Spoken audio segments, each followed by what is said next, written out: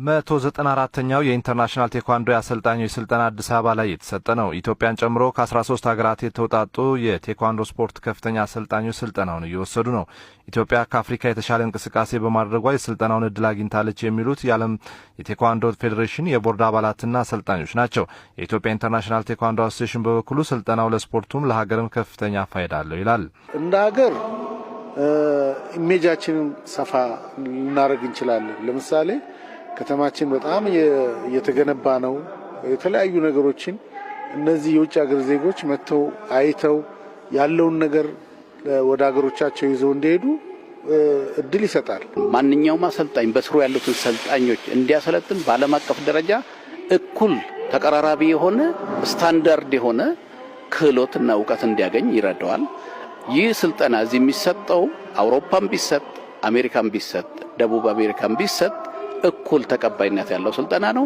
ስልጠናውን እየወሰዱ ያሉ አሰልጣኞችን ቢሆኑም ስልጠናው ስፖርቱ የደረሰበትን ደረጃ ያደረጋቸውን ማሻሻያዎች ተግባራዊ ለማድረግ ቁልፍ ሚና ይጫወታል ብለዋል። ስልጠናው የ194 አይሲ ከሌላ ጊዜ ተሻለ በጣም አሪፍ ስልጠና ላይ ነው ያለነው። ፓተርን ፋይት እና የተለያዩ ኮርስ ስልጠናዎች ይሰጣሉ በዚህ ኮርስ።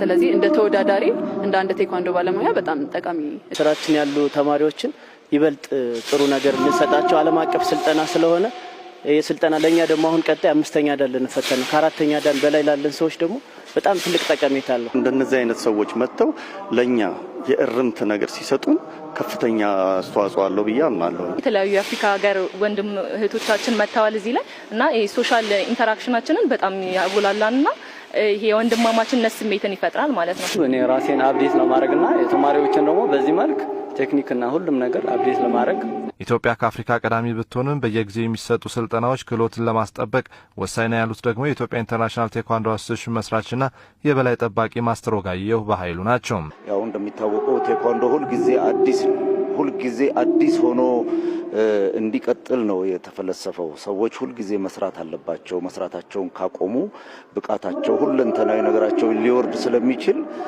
ሁልጊዜ እንደ አዲስ ደጋግሞ መስራት አለባቸው። ነገሮች በተደጋገሙ ቁጥር ከህይወት ክፍላችን እንዳንዱ ይሆናልና የልምምድ ድግግሞሽ ወደ ተሻለ ብቃት እንደሚያመጣ የተረጋገጠ ስለሆነ እያንዳንዱ ፓተርን ደግሞ ካልተለማመድ ነው ሁልጊዜ በየቀኑ የማናስታውሰው ከሆነ እንዲጠፋ አንዱ ካንዱ ጋር እንዲቀላቀል ተደርጎ የተፈጠረ በመሆኑ ሁልጊዜ ስልጠና ያስፈልገዋል። ለዚህም በየጊዜው መጥተው ሲያሰለጥኑን አዳዲስ እርማቶች አዳዲስ ነገሮችን እናያለን። ከካናዳ፣ ኦስትሪያ፣ ቤልጂየም፣ ዴንማርክ፣ ኖርዌይን ጨምሮ ከ13 ሀገራት የመጡ እነዚህ የኢንተርናሽናል ቴኳንዶ ከፍተኛ ባለሙያዎች አዲስ አበባ እንዲጎበኙ ለሰኞ መርሃ ግብር መያዙ ተነግሯል።